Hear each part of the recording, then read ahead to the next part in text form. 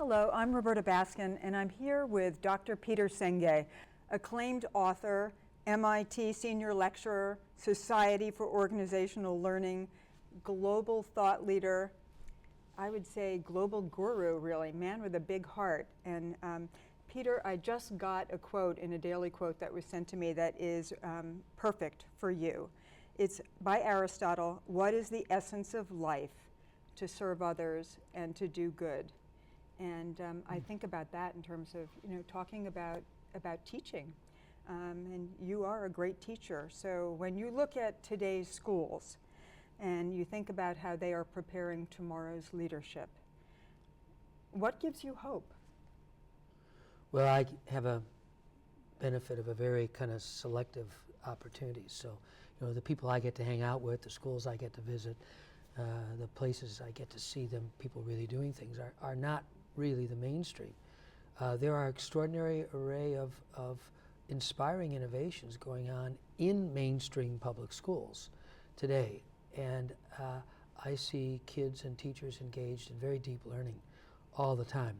And teachers, principals, leaders in school systems really sticking their neck out a lot to do things that is way beyond what you would normally expect to see. What's a high point example that you've been on the ground and seen?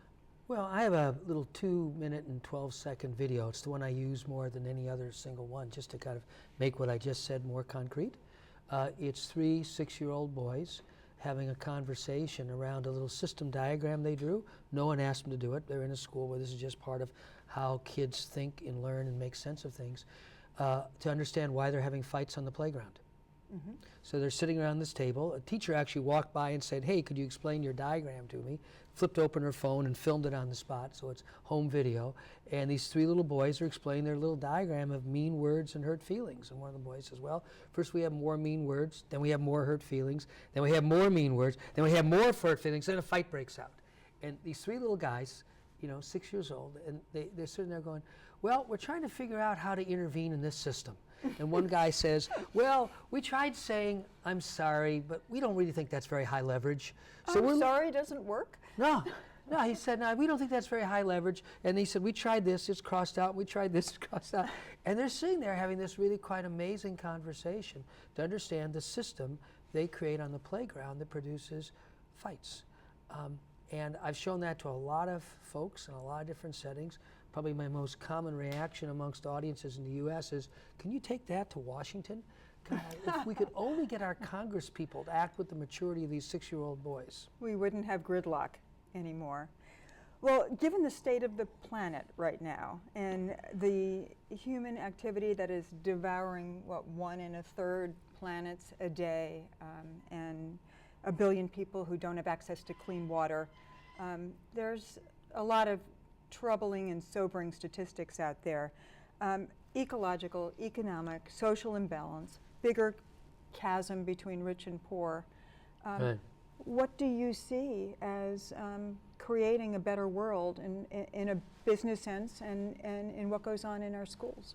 It is obviously very easy to be disturbed. You could even say kind of paralyzed by just paying attention to what's going on. Which we can't afford. No. What's really hard to see, because it really doesn't show up in the kind of macro statistics or the big events that get covered by our media, is there is also an extraordinary array of profound changes that are going on. And if you think about it, probably couldn't be any other way if you have only one basic premise, which is the kind of era we've lived through. You could say the last 200-300 years of the industrial age. I think you could also say the last 500 years of the kind of Western rationalism, which kind of has gradually swept the world in our industrial, consumeristic manifestation. Mm-hmm. You just kind of take one premise that, well, that's not going to continue. It can't. You can't. If India and China reach the level of material affluence and waste of the U.S., we need 3 Earths, not 1 1/3 Earths. That's not going to happen. So if you just start with that premise, that there's going to be a fundamental change, then you kind of would accept the idea that the mainstream is going to keep kind of heading over the cliff, probably faster and faster.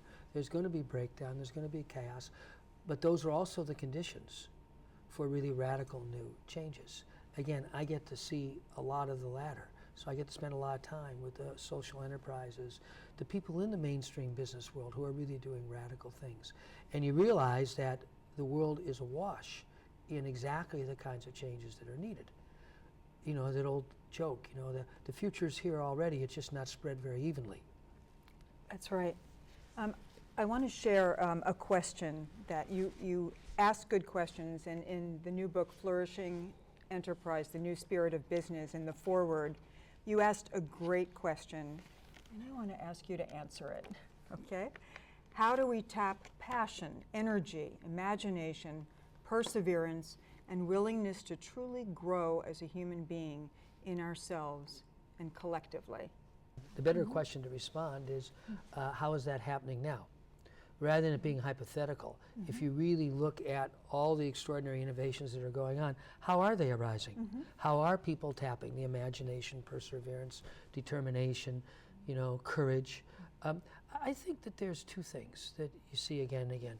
One is a certain, I don't know, any of us could say critical mass, let's just say a certain significant number. It's not 25%, and it's probably not 10%, but it's also not 1/10 of 1%. Of people in institutions are trying to come to this awakening that the future is not going to look like the past. I really think that's not trivial. I think if you get to that as a conviction, I spent a lot of time in South Africa in the mid to late 1980s.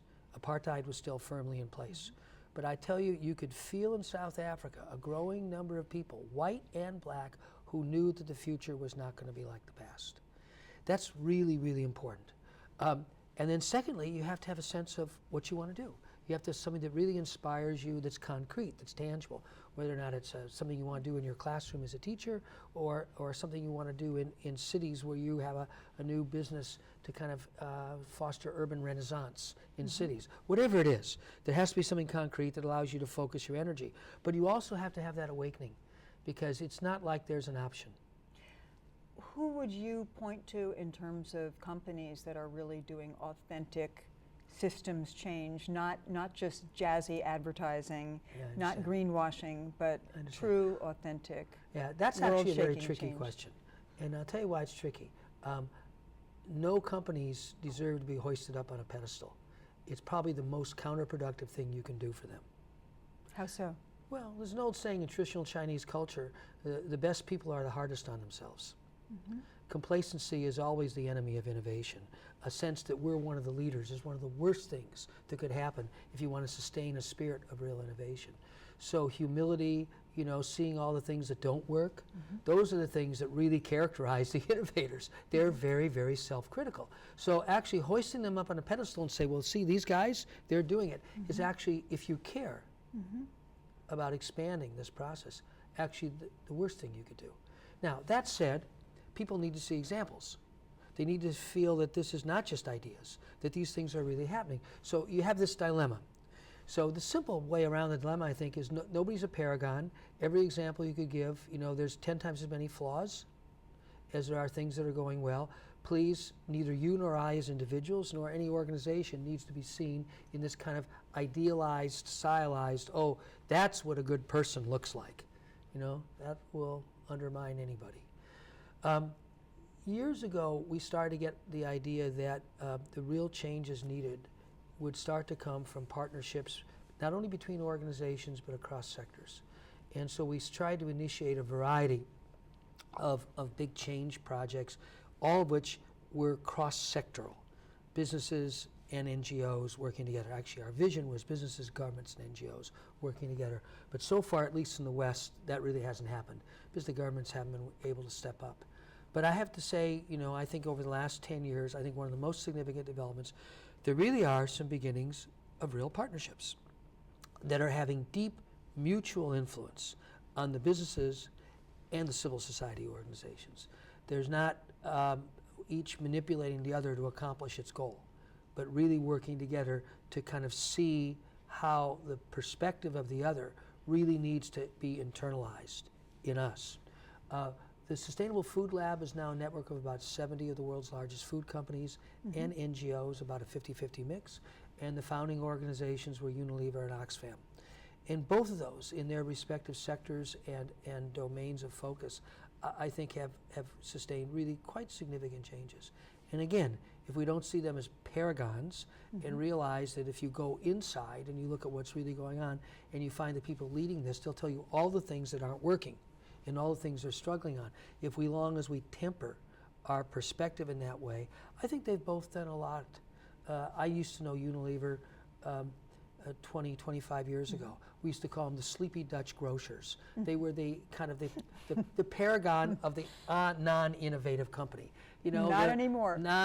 They grew at like 1% per year. No young person in their right mind would want to go to work at Unilever. The last 5-10 years, they're actually one of the most hot companies for young people to go to work at. And they've done this in the food industry, which is not, you know, Silicon Valley. It's a very different context. But if you turn it around, you say, well, what's more basic than food? You know, it's actually the only thing we actually consume, right? And that people actually really care about what they eat. They even care more about what their kids eat. And they really care about the people who produce it. I mean, how many industries have people organize concerts for their producers? The agriculture, the food industry is the only one that people do that because we have this intimate relationship with the people who produce our food. So you start to put those pieces together and you say, wow, this is an industry that really could be a tremendous kind of locus of deep change. Plus, it's the biggest industry in the world. Peter, you've said words matter, and of course they do. Words create worlds. Just reflect a little bit on the word sustainability, the word sustainable development, and the word flourishing.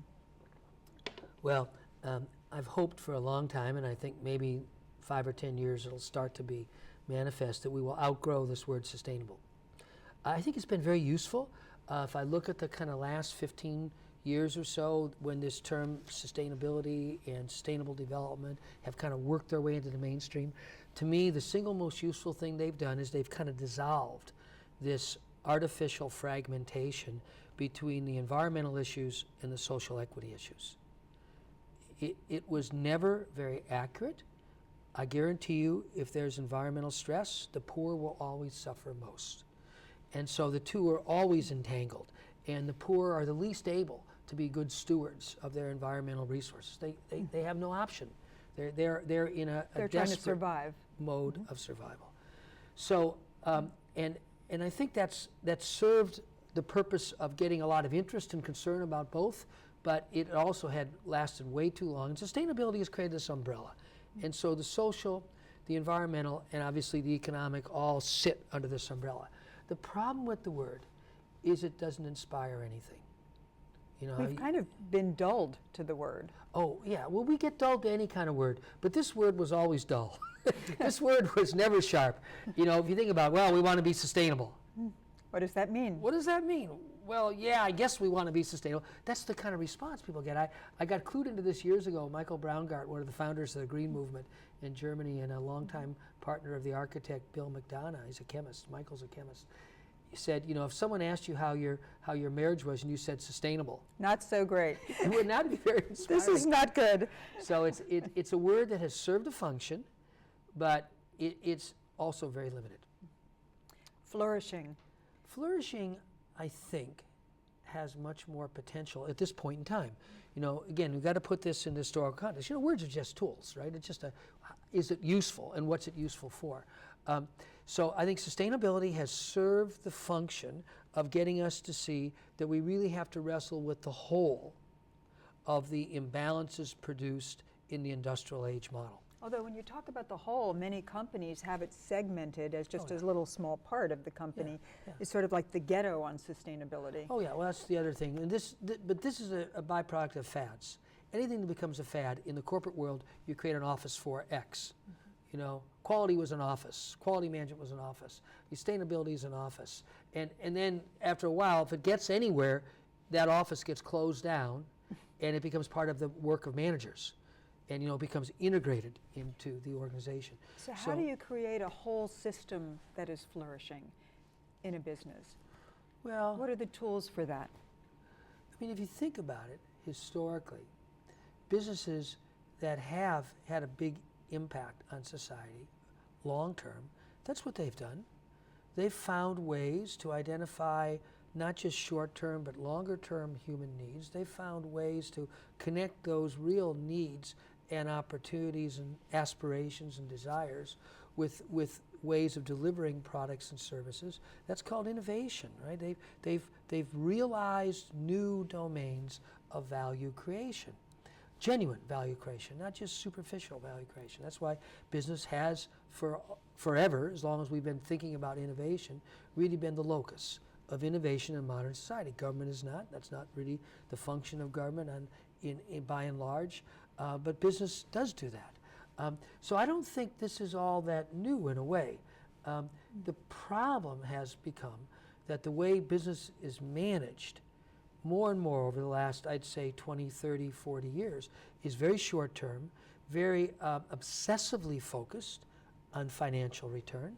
And stockholders. And pleasing the only stakeholder who really doesn't care at all about your business emotionally, purely intellectual, rational relation called the stockholder. The people who work for your business care. The people whose communities you operate in, they care. The people who you serve, in some sense, they care. The investor, you're just a vehicle for giving a return on capital. You know, so you look at stakeholders, obviously the least kind of important in terms of value generation is actually the stakeholder, and yet I think because of management schools particularly, we've determined that's the one that we should all care about.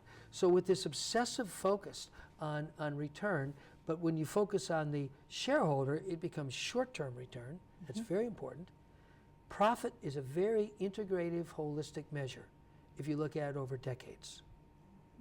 If you look at it over minutes or hours, it's pointless because you can do all kinds of stupid things to make your financial performance look better by simply not investing in this or this or this. If you have to look at it over 20 years, then by golly, it actually integrates all kinds of things. So that's what happened when it became all about pleasing shareholders as opposed to financial return as one aspect of building a healthy business. I mean, all the great thinkers in management have said this. You know, Drucker had the most, I think, evocative metaphor. He said, profit for a company is like oxygen for a person. If you don't have enough of it, you're out of the game. But then he said, if you think your life is about breathing, you've missed something. I mean, it's just a means. The real question is, what are you here for? Right. And I think good companies have always lived in that question. What are we really here for? What makes us distinctive? What would we really be excited about? And I'll tell you, making money does never really excite anybody, despite all the press that would lead you to think the contrary. I want to shift to another word, spirituality, that would make a lot of people shift in their chairs, not you. But why is that such a loaded term? And how do you distinguish spirituality from mindfulness? Well, it's a very cultural question. Spirituality is a loaded term in the West because it's gotten so interlinked with religion. So the answer to that is very simple. You say the word spirituality, most people in the West think religion. And then they think naturally and appropriately, well, are they about this religion or this religion or this religion? Because we all know the religions have all these differences and often all these conflicts. So that's why spirituality is a word that all of us use very, very cautiously. And I think we should, because we're not advocating any religious orientation or set of beliefs. If you go into other cultures, that's much less an issue. The Asian cultures, spirituality is seen much more as a subject about human development rather than being overly closely associated with any particular religion. And mindfulness? Well, mindfulness has the same problem, potentially. I think a lot of people use it now because they think, well, that's kind of neutral. But, you know, I think a lot of people, particularly people who have a strong Christian orientation, see it as very Buddhist because it's been brought forward as a term by a lot of people with a Buddhist orientation. So then you're sucked right back into the same quagmire that, well, you know, I'm not sure I want to do something that's Buddhist, nor would I. Dan Goleman, who I think is pretty tuned as a very sophisticated writer to terms. You look at the label, the title of his most recent book. The title is Focus. The book is all about mindfulness, the way most people use it. Dan's very serious in terms of his own development as a person who has a stable, awareness. He's a very serious cultivator, as the Chinese would say. He's very sensitive about fostering religious associations and differences, so he doesn't even use the word mindfulness. But, you know, if you really think about it, the ability to pay attention.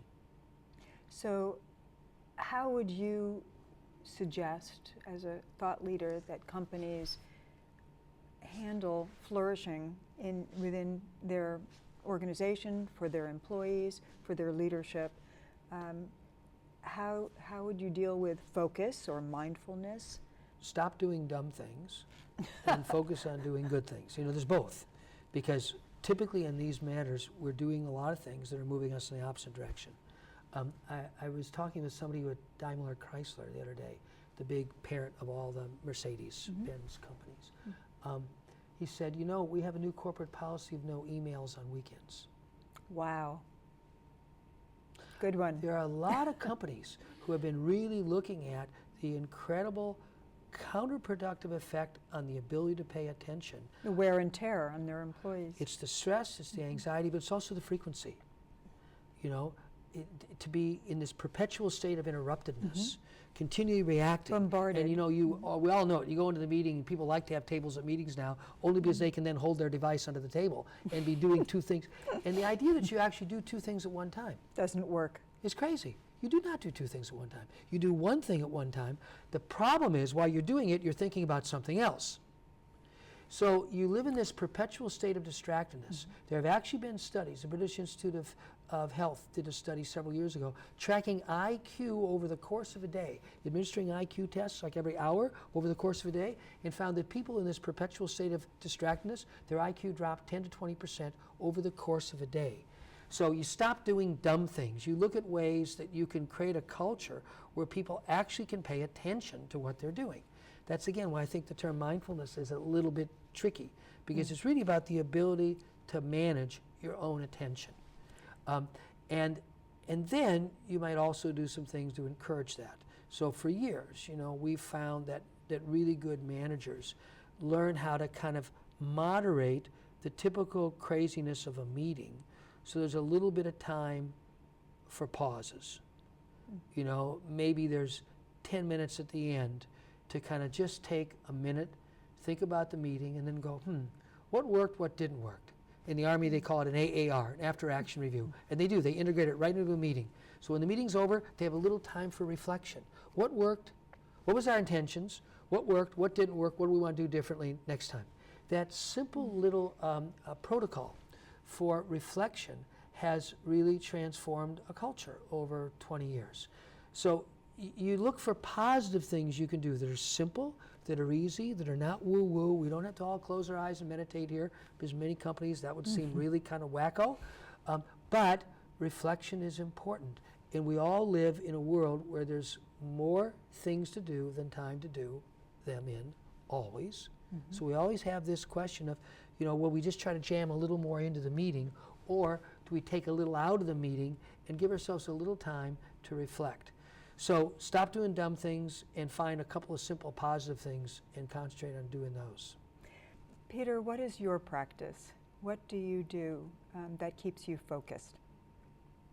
Well, I first started meditating when I was in college, so it's like a long-term thing for me. And then about 15 years ago, I, by happenstance, acquired a teacher in China, which was very inconvenient, but turned out to be very, very appropriate, partly because I have a long-term interest in traditional Asian cultures and philosophy. I grew up in LA. My best friend was Japanese, so I kind of grew up in an Asian home to some degree.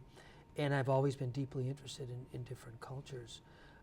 So having a teacher in China turned out to be very inconvenient and very appropriate. Also got me to start spending a lot of time in China, which I still do. So that's kind of led me to get a little more serious about my meditative practice. And I do a lot of different things. Everybody has to find their own mix of things that work for them, and it's continually evolving. So I have a basic sitting meditation practice every day. When I met him, he said, "I know you meditate." I said, yeah. He said, "And you do it when you feel like it?" "Yeah, I do it when I feel like it." He said, "Well, how often do you do it?" I said, "Oh, maybe typically 2-3 days out of the week." And he said, "Oh, now you start doing it every day."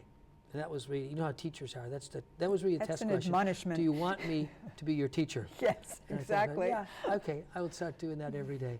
And that actually made a big difference. I think starting to become disciplined, to have a practice every single day. Again, I think the practice can vary. A lot of people say, well, my running is my practice. I don't really agree with that. I think for most people, their running is a way to deal with stress. Real cultivation is much more than that. A lot of Westerners don't really still understand this.